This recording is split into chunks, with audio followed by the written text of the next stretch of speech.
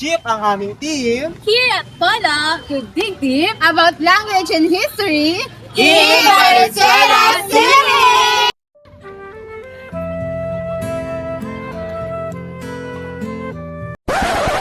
Wait a minute. Before we proceed, haven't you wondered if language evolve over time? Or does it stay the same? Aba malay ko. Matagal na akong wala. Ikaw ba, Pepe? May alam ka ba? Di hamak ng mas na ako sa'yo. Pero kung susumahin, siguro may nagbabago at magbabago. Let's just watch this documentary so that we can gain knowledge about it, right? Buena idea, chika. C, play the video.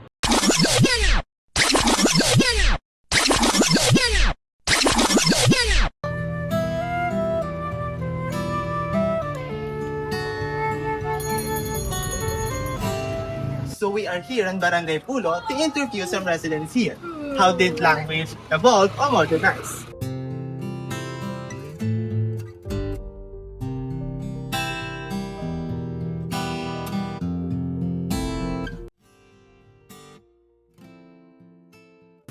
So, ano pong name nyo, ma'am? Marites Galban. And taga-saan po kayo dito sa Valenzuela? Dito ko sa Palasan, Valenzuela City. Okay po. So, matagal na rin po kayo dito, no? Since birth, dito ako pinanganak 1982.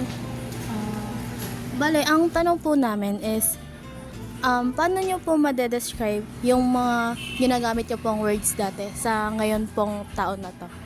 Words pa ng words, yung mga salita dati. Opo. Mas maano dati kasi yung mga panahon ko, pag inutusan mo mga bata, saglit lang susunod. Ngayon, pag inutusan mo mga kabataan ngayon, wait lang.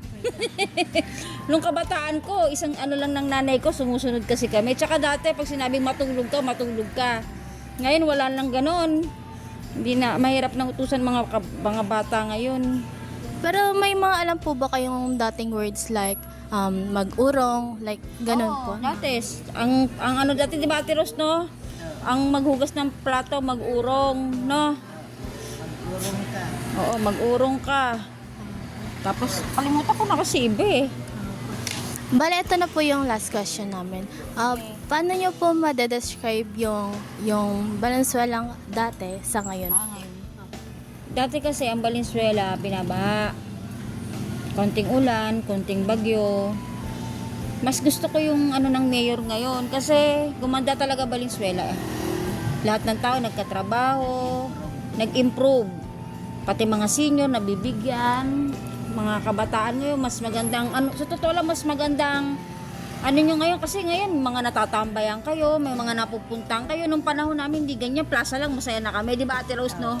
Kaya mas maganda ngayon. So, that wraps up the interview for Miss Marites. Thank you.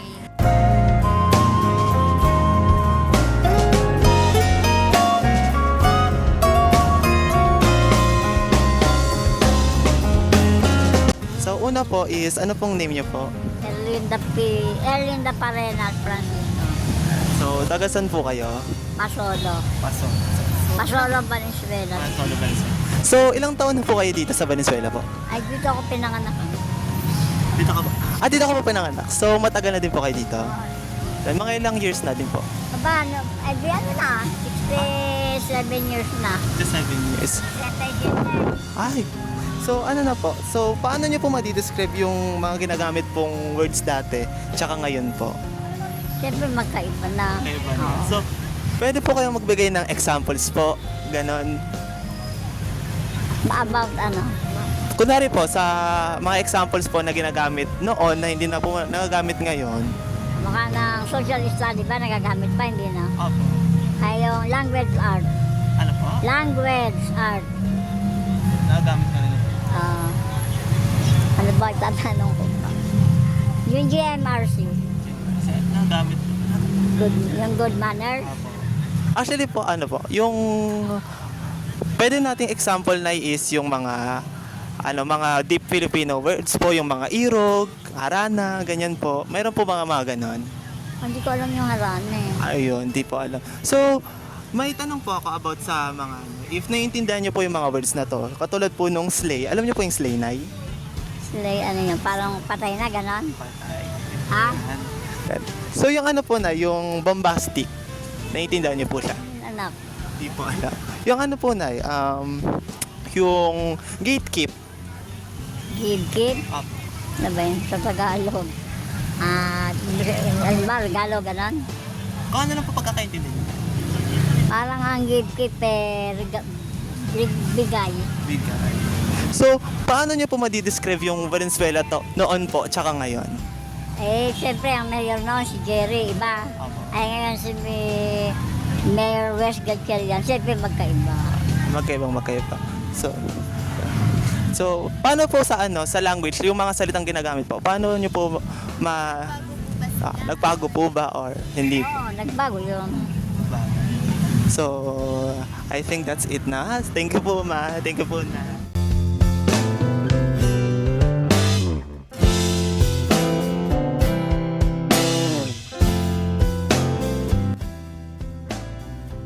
Iba yung salita dati. Iba yung... Kasi yung dati, malalim yun. Diba? Ngayon, marami-rami ka ng malalang magsalita na hindi gusto yung mga iba. Diba? Yun yun. Ano po ba yung parang yung mga salita po dati na palagi pong nagagamit na wala na po halos mo? Yung mga salita ng mga kuya, dati yung mga salita pag yung mga kuya, tawag nila dati, Biko. Kasi ngayon wala na, ate na lang, saka Atin po yung ano naman po, sa tingin niyo po yung city po ngayon, parang yung structure po ng Valenzuela dati kasi ano po ganda yung sinasabi? Valenzuela ngayon kasi eskwelahan. First, magandaan, daan, maikpit. Oh, natural, maikpit, malinis. Hindi kagaya sa ibang lugar, parungin, bapa.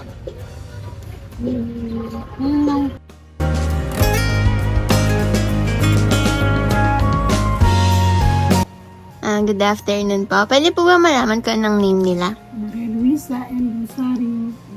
Ilang taon na po sila?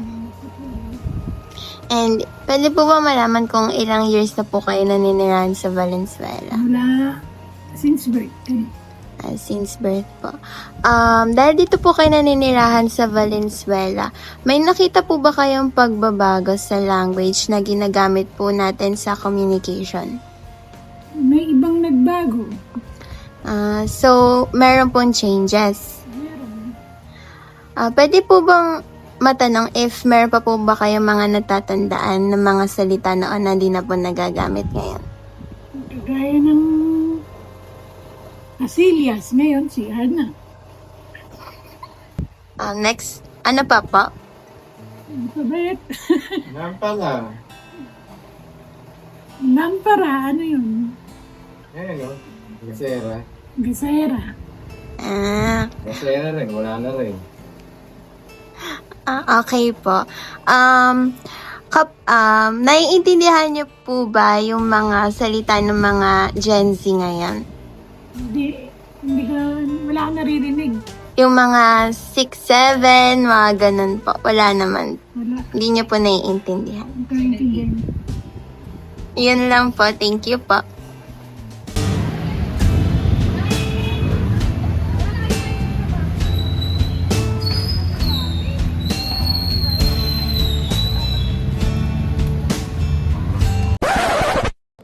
Let's see how the Gen Z feels about the changes in a language over time.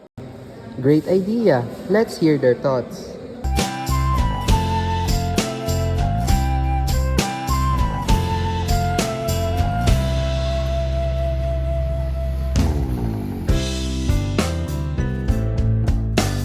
May I ask your name? Alexa May. Pixie naman. Taga saan kayo here sa Balik? Taga Bilog po ako. Ako po sa Manasan. Born and raised here sa Balik. So first, may ipakita na ako sa inyo mga word. I mean, may sasabihin ako word. It's an all Tagalog word. And sagutin niyo na kung alam niyo ba siya. So yung word is yung word na si Sitlan. Parang, Sitlan. Are you familiar with? Lalagyanan.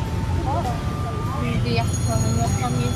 But you're actually correct. That's it lagi yung correct. Galing. And last question. Ano yung changes ng Valenzuela noon and ngayon in terms sa language? Ako nakapag-agad.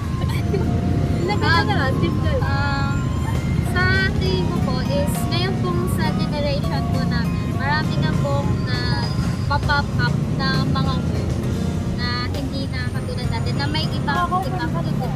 Katulad po ng mga so yun, tungtong.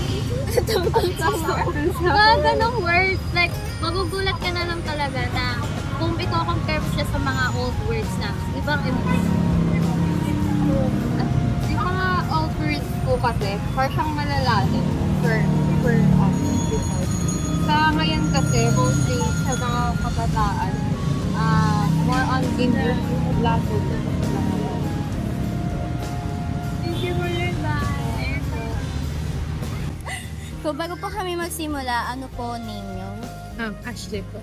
And Kylie po. Hi ka po sa inyo. So, taga saan po kayo? Kalaang po. Sa Balangkas po. So, paano nyo po ma-describe yung mga words dati and ngayon? Like, paano nyo siya ma-differentiate?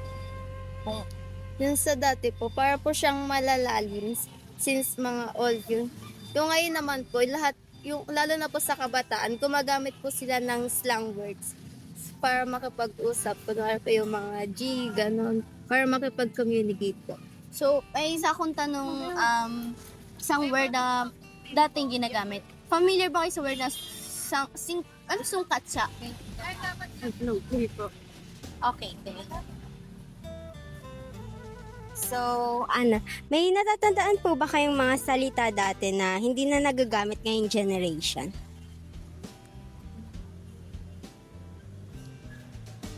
Anong words ni Ate? Yung parang mga deep words ng Filipino words. Ganon. Yung words po na mahalimuyak, hindi na po siya common ngayon.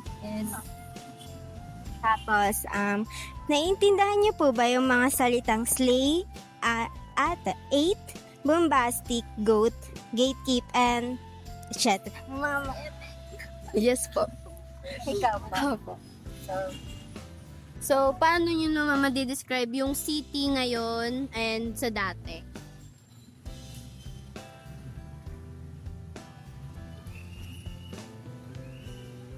In terms of language. Ano po, structure, language, and all po, in general. Like yung Valenzuela before and now. No pressure, guys. Sa mga sasakyan. Yung siguro po yung sa lugar, parang mas madami na po yung mga structures or yung mga parts na Sa dati naman po, Sa sasakyan po, mas nagkaroon na po ng modern jeep or e-jeep. Tapos dati po like yung mga jeep lang, yung mga trike, kalesa, ganun. so, ayun lang po. Thank you po sa At ano pong name niyo? Ako po si Arian K. Tolacado. Ilang taon na po kayo? 16 po. Gano'ng katagal na po kayong nakatira dito sa Valenzuela? Simula po pagkabata ko. So, may tanong lang po ako. How can you describe the use of words po dati and now po? Dati po, more on mga malalalim na words po yung gamit nila. Pero po, sa ngayon, yung mga ginagamit po kasi ngayon, more on English na po eh. Hindi na po masyado gumagamit ng mga malalalim na words. So, para sa'yo po, naiintindihan niyo po ba yung salitang like pugon, ganyan? Yung mga deep words po? Hindi po masyado. So, for me, explain ko na lang sa'yo yung meaning ng pugon. Yung pugon is the traditional oven na ginagamit nung sinaunang or nung unang panahon. So, how can you describe yung city dati and now po? Yung city po dati, for me po, mas maayos po siya and mas more on yung mga structure po is makaluma po talaga and mga like mga kahoy-kahoy po yung mga ano kasi dati, structures dati. Pero ngayon po, more on mga buildings and mga bato na po yung ano gamit. Valenzuela, once known as Polo, is a city where language carries the story of its past.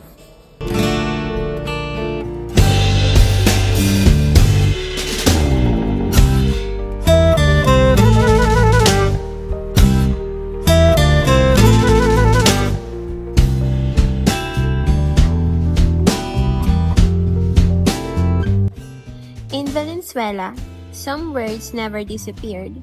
They lived on, spoken by the city's oldest storytellers.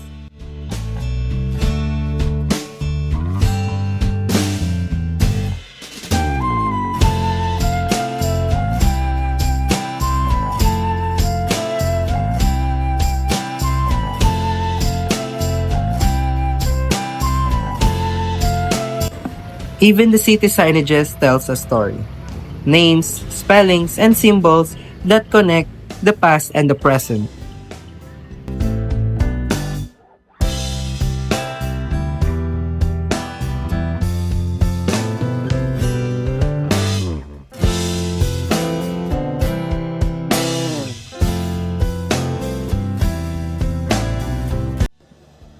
In Valenzuela, language isn't just a tool.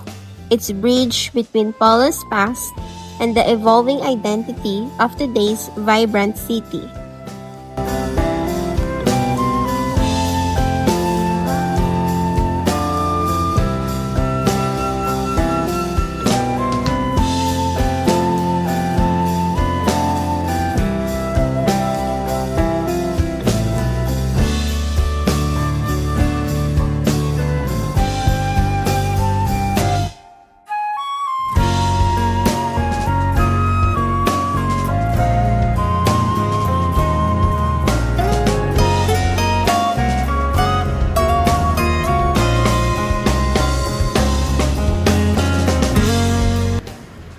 As the city grows, its language grows with it, and each word spoken, old or new, keeps Valenzuela's history alive.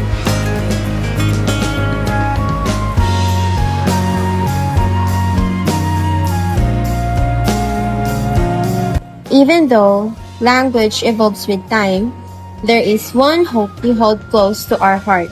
Never let your own language fade. Cherish it, speak it, and pass its beauty to the generations yet to come.